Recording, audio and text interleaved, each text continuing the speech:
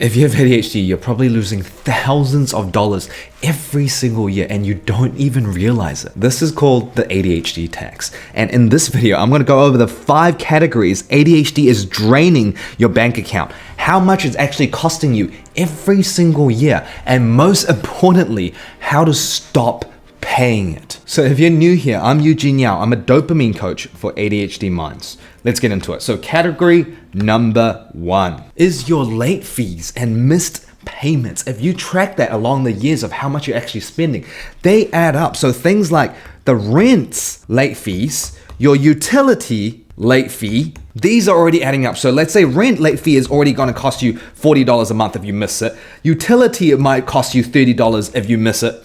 And the big one is the credit card. Is the credit card interest, the credit card late fees or missed payments. So what happens is that these things start to add up. So on average, you'll probably be spending $30 a month. If you didn't have ADHD, you would remember to pay everything off on time. But because we have ADHD, we often forget and pay late until we get reminded last minute. So that's the lowest you're gonna see. So 1, 2, 3, 4, 5. 4 and 5 is big cost. We're gonna go up in scale slowly. So the next thing that is costing you money because of your ADHD is forgotten subscriptions. So if you do a free trial for 7 days, 14 days, and then you forget to cancel it, you are already paying the price. So free trial, if you forget to use it, you might be already paying $10. And if you stop using a subscription and then you forget to unsubscribe, that's where a big amount of money is lost. And that could be upwards to $50 a month of multiple subscriptions that you stop using and you forget to cancel. For example, your gym membership. You stop going to the gym, but you forget to cancel these. This could be a $60 a month gym or an $100 a month gym. So on average, what you are not doing here, at least you're losing, at least on average, conservatively, $40 a month. Now we move on to the next one. So this one is going to be quite a lot bigger now. So it is your impulse purchases. So for those of you that maybe you saw an ad or maybe you saw something on TV and you're like, oh, I really want that thing. It's so good. So you end up buying something that is unnecessary for your mental health, for your productivity, but you just buy it anyway. So that is a cost to the ADHD brain. So we call this like small buys, right? And small buys, it could be things that you don't really need for your life, but you just want it to get a dopamine kick. You feel excited when you're waiting for that delivery box, right? So these happen multiple times every month. So let's average that at least $50 that you're spending on random things, random items on Amazon, right? And another one is picking up new hobbies. You want to try new hobbies. And then you're like, oh, this looks quite fun to do. But then you would do it for a few days and you get over it. And then you would forget to return it, to return the item. And those things start to cost as well. So these are another impulse that could be costing you. Another one, the late night online shopping. This is super dangerous. So this is where most people fall prey, is that when it's late at night, when your dopamine is very low, you want something to feel good, something to feel excited by. So you buy all these things just to get that kick. And this is the most costly. This is more costly than the small buys that you see some sort of ad, you see something on TV and you just want to buy it, right? But the late night is like you're low on dopamine and you really want to buy random things. So that would be almost like $200 every single month. So if you add up these impulse purchases, you might be already spending about $200 a month on all these different things that you buy that is definitely not essential, but your brain, your ADHD brain goes like, I need it because it's pleasure, it's fun, I need something exciting in my life. People without ADHD, they don't need to impulse buy because they have enough dopamine in their brain. So this is starting to get more expensive. And number 4 is food waste, eating out or snacking, anything to do with food. Oh, this one adds up the most, one of the most, okay? Let me break that down for you. So delivery apps, when you're too lazy, when you can't have enough dopamine to cook your own food, delivery food, probably $25 on Uber. If you do this 4 times a week, that's $100 a week that you're spending. And then times that by another 4, that's already $400 in a single month. If you are Ubering once, 4 times a week, so maybe a lunch, 2 lunches, and 2 dinners. Next, the rotten groceries. Maybe on a Sunday you bulk buy everything and then you didn't plan to actually cook everything, and then the food gets rotten. And I don't know how much you're losing every single month. Let's just say a conservative amount of $20 every single week. You bulk buy something and you forget to use it and it just goes bad. And you times that by 4 weeks to get a month. You're spending about $80 per month gone because you forget that there's stuff in the fridge, or you just don't have enough motivation to finish cooking it. And the snacking. The snacking is where it gets you. The snacking is like your Starbucks, your boba teas, your anything, your cookies, your sweets. So these things, on average, you're probably spending at least $5 a day. And you times that by 30 days to make it a month. You're losing about $150 every single month because you need that snack to feel good, right? So $150 in snacks every single month. If you add these up, over $600 every single month. These are starting to add up, all right? And this is because our ADHD brains, we do not prioritize. We're unable to have the motivation to cook sometimes because we're always stressed out and anxious, and we get overwhelmed easily. And every time we're overwhelmed, we love snacking. We love getting the sugar, so it makes us feel better. And this is the tax that we have to pay, which is another $600 a month. And the last but not least is opportunity cost. So this one is difficult to calculate, but let me break that down to you. Your missed investments that you forget to put into your investments and then you have it in your bank account. Your missed deadlines that at work that you forget to do, so that now you are actually falling behind. And not just that, you're not getting the promotion. Or your lost job because of your ADHD. And the one that gets people the most is the amount of time that you spend getting dopamine, which is like, let's say 8 hours a day you spend on social media, watching TV. That is the most costly. If your hours actually cost even just like per hour, let's say that's $5 per hour that you could have been earning. That's $40 if you spend 8 hours every day on social media, on TV, on things that don't provide any value to your life. You're losing about $40 every single day in opportunity cost when you can do something productive, right? And that times 30, that is already costing you over $1,200. Just simply you spending so much time getting dopamine hits of your screens, your TV shows, when you can be a little bit productive. Let's just make it $5 every hour you could have been getting, okay? Your lost job, your missed deadline, your missed investment, the compounding investment. So opportunity cost is where it gets ADHD. And I fail to put a number on this because this can range from anywhere from $1,000 a month to upwards of $10,000 a month plus. Because jobs, promotions, you're missing out on that, okay?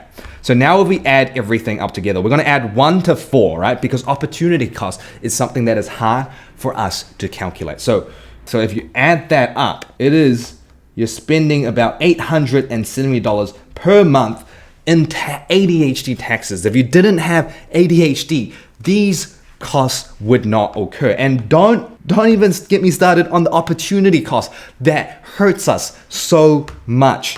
And if you get that, times that by 12 in a year, it is over $10,000 in 1 year that we have to pay in ADHD tax. So we're gonna tackle this, and I'm gonna show you how to actually tackle this. And the biggest one that we wanna tackle is number 3, number 4, and number 5, okay? And before I get into it, if you're liking this video, please don't forget to click the like button and subscribe because I make videos every single week to help you optimize your ADHD brain. I need all of you to understand something, all right? So firstly, a neurotypical brain that doesn't need to pay ADHD tax, they have a dopamine that is up high, right? They start their day with this much dopamine.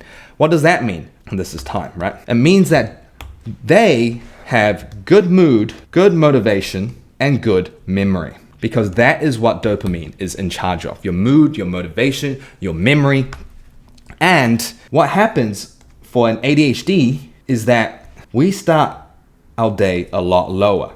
So because we start our day a lot lower, so this is what a neurotypical's day, they slowly, gradually get less dopamine, right? So with us, over here, we have low mood, we have low motivation, and we have low memory. So what happens when our dopamine baseline is low, we start our day low, is that we're always constantly trying to feel better by, we want to try to get that motivation, we want to try to get that higher mood, we want to try to get that energy, that feel-good factor, and that is the high one up here. So what we tend to do is we start to chase, this is the important part, to chase those dopamine hits.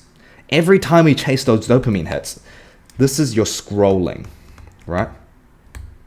It feels so good, but after you stop scrolling, you drop actually lower than baseline, right? But when you drop lower than baseline, what happens? You're like, I need another hit. So the next hit you try again, and this is your snacking, your ice cream, your Starbucks, anything that gives you a kick, right? And then you drop below baseline again. And then at the end of the night, what happens? You already have super low dopamine, and you're like, oh my God, I need something to excite my life. So let's go online shopping, the late night online shopping, right? That is dangerous. And then you drop even lower. The online shopping, that doesn't really help you because it's not essential for your life. And then you drop even lower. And some cases like this, for example, you scroll and then you stop, you have no motivation to cook. And then you're like, let's just order delivery to eat something, right? This is the root issue of what's happening to your brain. Your impulse purchases, because you need that dopamine, you need that kick. And also the food waste, the eating out, the snacking is because you also need that kick. You have no motivation to do the cooking, so you just click one click of a button and then you get food delivered. So now, how do we actually counteract this?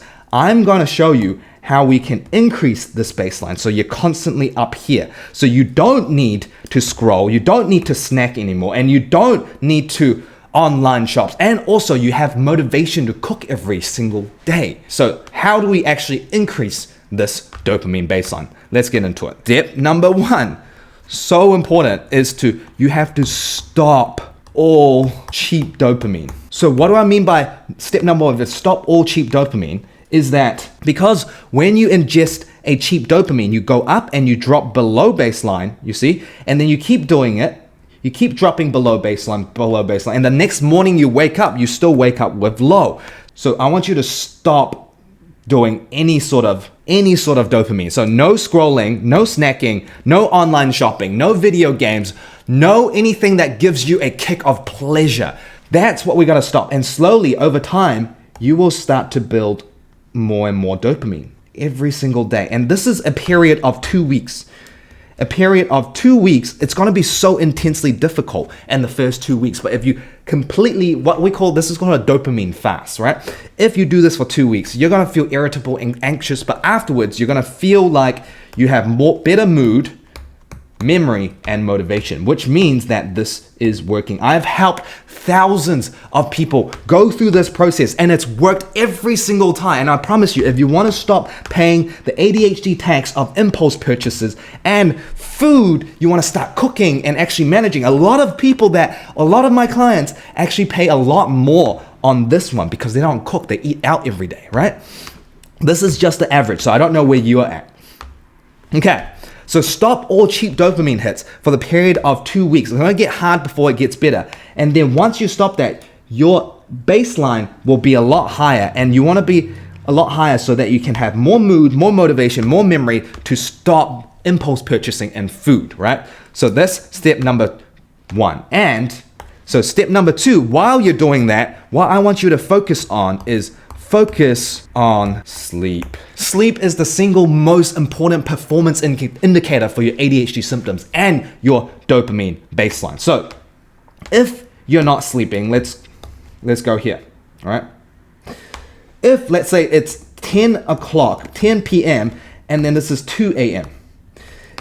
if you want to sleep at 10, but you're procrastinating, you're just like, okay, listen, and then you're like, oh, scroll, oh, binge eat some snacks, you're going to get lower dopamine. And when you have lower dopamine, you're going to find it harder to sleep. Your mind is so occupied all the time. And dopamine, sleeping off dopamine is very difficult. So you're going to get lighter sleep, more fragmented sleep. And when you have that type of sleep, you're waking up with already lower levels of dopamine, because you'll notice when you're sleep deprived, you feel more groggier, you wake up with brain fog. So what I want you to do here is focus on your sleep.